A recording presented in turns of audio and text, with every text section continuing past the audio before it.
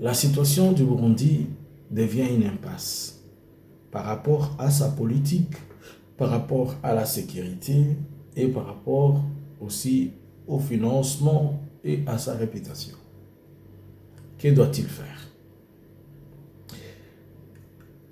Finalement, on comprend que la démarche de Katebe Katoto devient un obstacle et ne produit aucun fruit.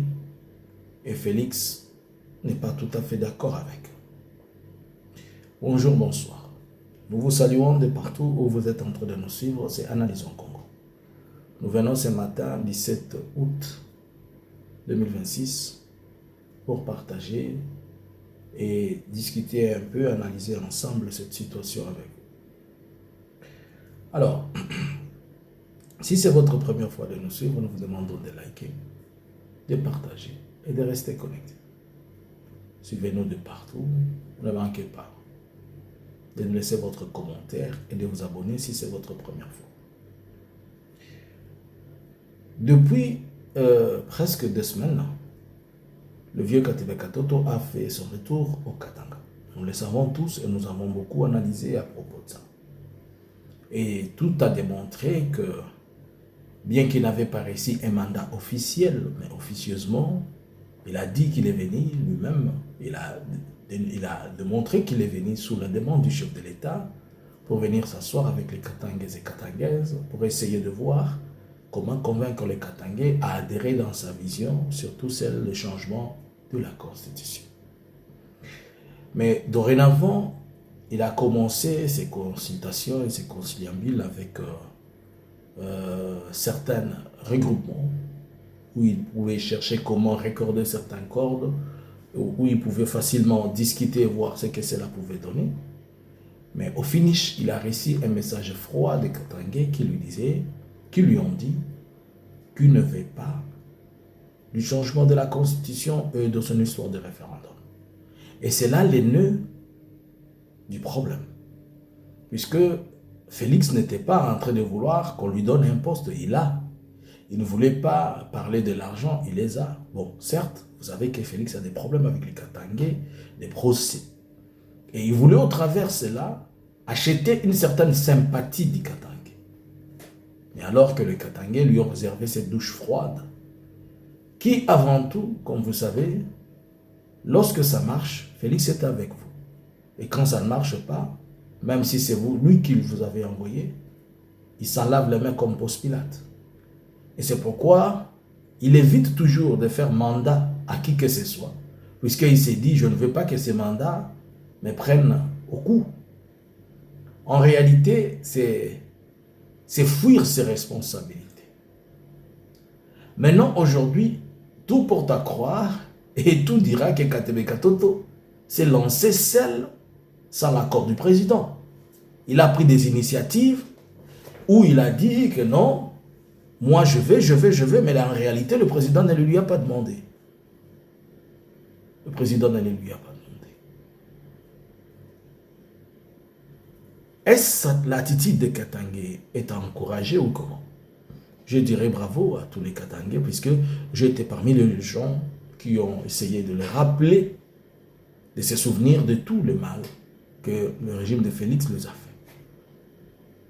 J'étais parmi aussi tant d'autres qui ont rappelé aux Katangais qu'ils ne visaient rien, ils n'avaient que peur de l'avancée de l'AFC Barème 23. Alors, qu'est-ce que Félix va faire? Mais non. Moi, je crois que l'exode rural qui est en train de se faire dans les Katanga, c'est dans le but de se préparer dans son référendum, puisqu'il s'est dit que les Katanga va dire non. Alors, il faudrait qu'on envahisse les Katanga pour que l'on vienne mentir si ça va exister, que les Katanga a dit oui. Bon. Et c'est aussi dans les, peut-être en préparatif de ce, je ne sais pas, il envisage peut-être 2028, s'il va avoir un dauphin, que son dauphin arrive à quelque chose. Je pense dans ce sens-là qu'il est entré. Aussi, il ne faut pas oublier que c'est aussi des éléments pour préparer une guerre civile entre les communautés, pour dire que les communautés de chez lui a été tuée dans les Katanga. Mais j'ai toujours posé une question aux Kassaïens. Vous savez, quand vous posez des questions aux Kassaïens, on vous appelle tribal. Mais quand ils appellent les autres Tutsis, ils ne sont pas tribal, ils ne sont pas élus. Ce sont eux qui insultent les autres à la longueur de la journée, Tutsi, Tutsi, Tutsi. Mais quand vous vous adressez seulement en spécifiant le Luba, ils vous disent que vous êtes tribal. Mais eux, ils ont la facilité de vous insulter que vous êtes Tutsi, ça c'est pas Rwandais, Tutsi, c'est pas du tribalisme. C'est seulement chez eux. Si je vais dans la logique du Grand Kasaï, le Grand Kasaï est divisé en deux. Nous avons le Kasaï occidental et le Kasaï oriental. Je vais poser la question aux gens de Kasaï et oriental et occidental. C'est que vous vous êtes décidé que vous n'aurez pas un autre leader à part la famille d'Étienne Tshisekedi et lui-même Félix Tshisekedi. Comment intellectuel que vous êtes? C'est vous qui criez toujours que faites le droit. C'est vous qui connaissez la politique. C'est vous qui savez parler. Mais toutes ces deux provinces-là, vous ne misez que sur une seule personne, la personne de Félix.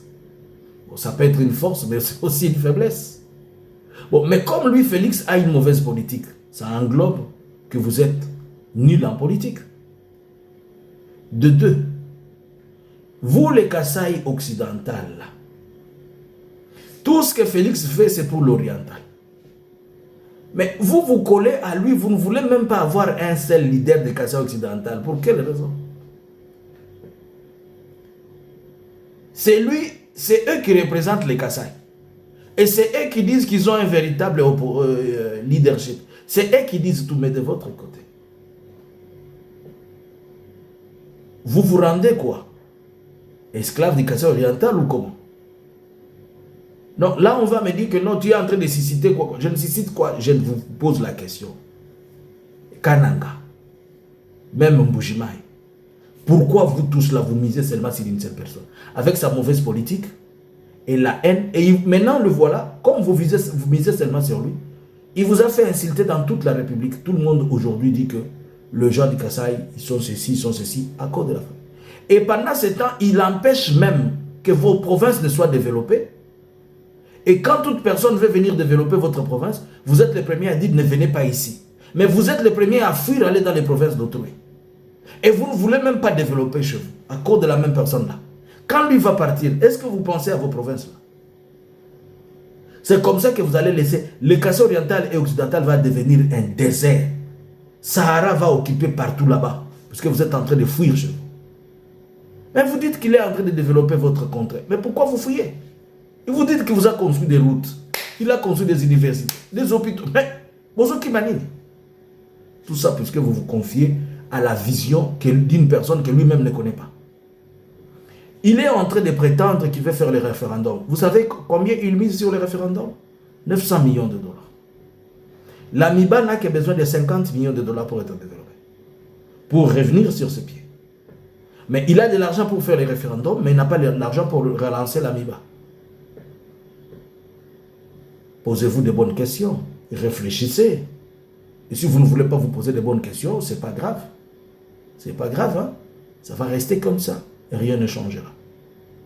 Pensez-vous que là, vous êtes en train de fouiller chez les autres, on va faire de vous des autochtones là-bas? Un jour, on vous rappellera que chez vous, c'est au Kasaï et vous allez rentrer. On n'est pas fort toute la vie, hein? Il y a des temps où on est fort et après on devient faible. Même si aujourd'hui vous avez quelqu'un au pouvoir, demain vous serez faible. On va vous rappeler de ces choses. Souvenez-vous, prenez un peu ce que je vous donne comme sagesse là. Avant de pouvoir attaquer et dire ceci, soyez sage. Utilisez la tête, n'utilisez pas les émotions. Utilisez vos tibias. Bon, le Parlement burundais est face à une situation. La situation, c'est par rapport à la réalité de la République démocratique du Congo. Tous on connaît que le Burundi avait envoyé des troupes en RDC. Et le Burundi est d'abord venu dans les cadres de l'EAC. Mais plus tard, on a retrouvé que le Burundi avait une autre vision, que l'EAC, il s'est affilié avec Félix en allié. Il a d'abord été déployé dans le Nord Kivu, vers Rubaya. Et on s'est posé la question, votre frontière c'est au Burundi, comment vous vous retrouvez à Rubaya? Qu'est-ce que vous voulez? Alors que les Burundais voulaient être un tremplin pour faire le marchepied jusqu'au Rwanda avec les FDLR. Ça n'a pas marché. Le Burundi a bâti en retraite. Le Burundi a perdu les fronts à Rubaya. il est parti dans les Sud Kivu, il a perdu à Minova, il a perdu à Kabare, il a perdu à Kavumu, il est rentré jusqu'à Kamanyola. Ils ont perdu à Kamanyola, ils ont perdu à Sange, ils ont perdu à Luvunge, ils se sont repliés jusque dans les hauts plateaux. Ils ont perdu à Mwenga, ils ont perdu à Minembwe, ils ont perdu à Mikenge, ils ont perdu à Point Zéro. Aujourd'hui, ils sont à Baraka. En réalité, le Burundi a perdu dans toutes les lignes de front où il était. Et selon le Burundi, selon le FNDB, c'est-à-dire la Force nationale de l'armée burundaise, ils disent que c'est à cause des FARDC.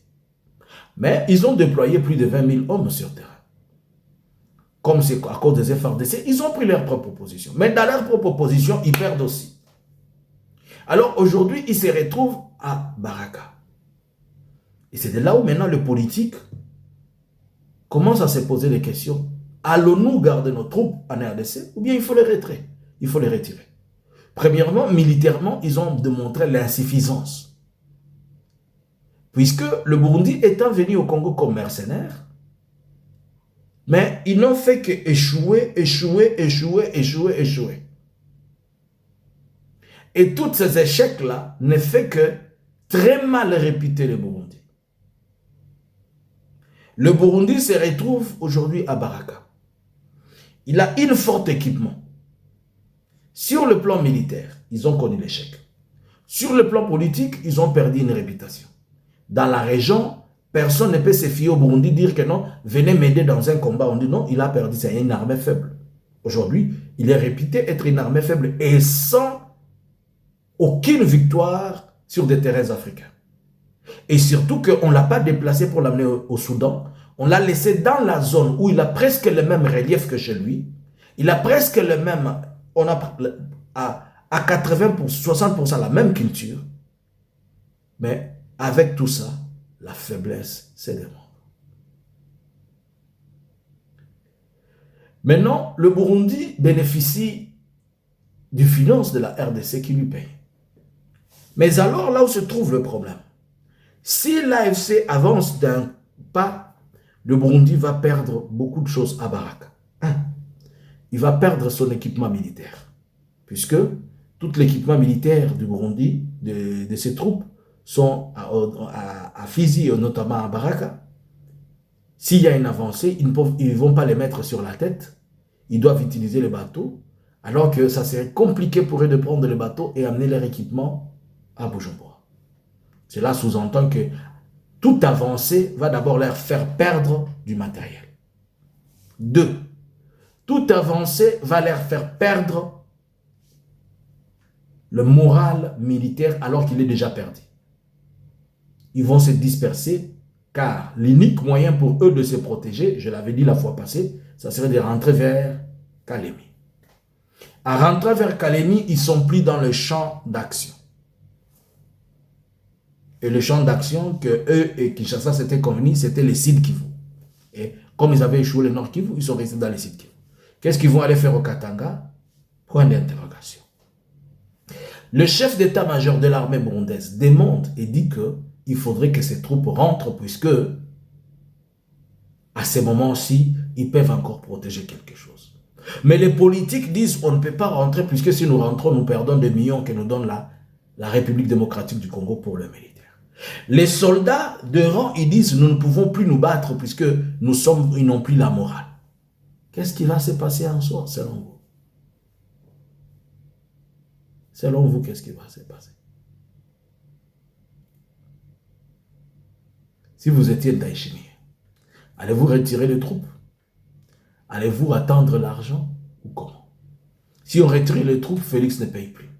Si on reste là-bas, les Turanéo, FCBRM 23, ils nous humilient, le Burundi.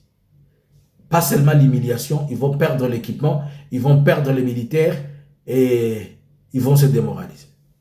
Les conséquences les plus directes, c'est que au Burundi, ça peut créer un coup d'État. Puisque ce qu'ils ont à faire, ils ont affaire aux militaires qui sont sur la ligne de front.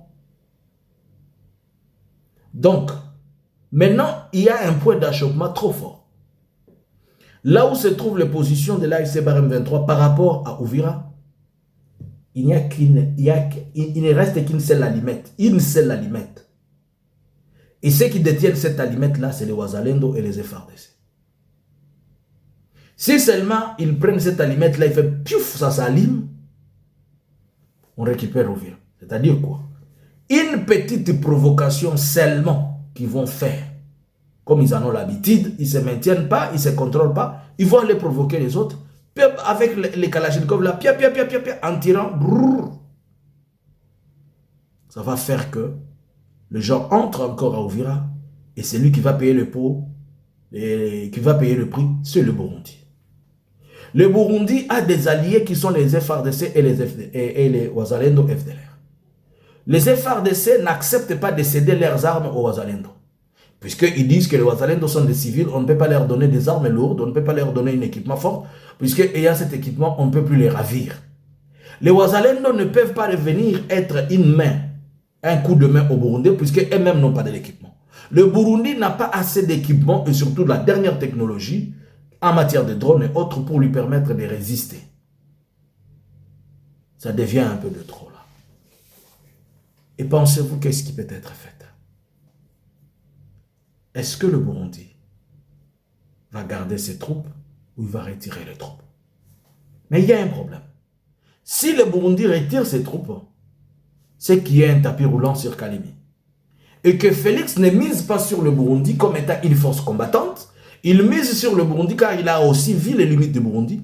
Il mise sur le Burundi comme étant l'effectif de la même manière que le Ouazalendo pour gonfler les rangs et l'aider à ce qu'il avance, quelqu'un ne se fasse pas. Mais maintenant que le Burundi est face à une réalité qui l'obligerait de plier ses troupes, donc Félix a encore des problèmes le plus sérieux. C'est pourquoi, politiquement, il est en train de parler du dialogue. Mais posons-nous la question, si le Burundi retire ses troupes de là, qu'est-ce qui va se passer? Premier scénario, tapis roulant jusqu'à Kalemi. Deuxième scénario, démoralisation des troupes FARDC, puisqu'ils sont totalement démoralisés. Il ne reste qu'une petite chose. Mais les retraits de Baraka ou les replis de Baraka peuvent avoir des conséquences militaires et politiques à Bujumbura. C'est une situation délicate qui peut conduire à un mouvement inattendu. Attention, la région des Grands Lacs a toujours été imprévisible. Vous pouvez vous réveiller un matin, on vous dit au Burundi, il y a un coup d'État. Et ça change beaucoup de choses. À ce point où nous sommes, je pense que le Burundi devait jouer à la sagesse. Privilégier beaucoup plus sa sécurité à l'interne que de regarder l'argent que lui donne Félix. Il faut laisser à Félix ses problèmes de les résoudre. Et si le Burundi se maintient, c'est à lui de porter la honte sur sa tête. Que pensez-vous? Va-t-il accepter cette humiliation? Va-t-il garder ses positions pour l'argent? Et c'est lui qui est en train d'amener ces débats au niveau du Parlement.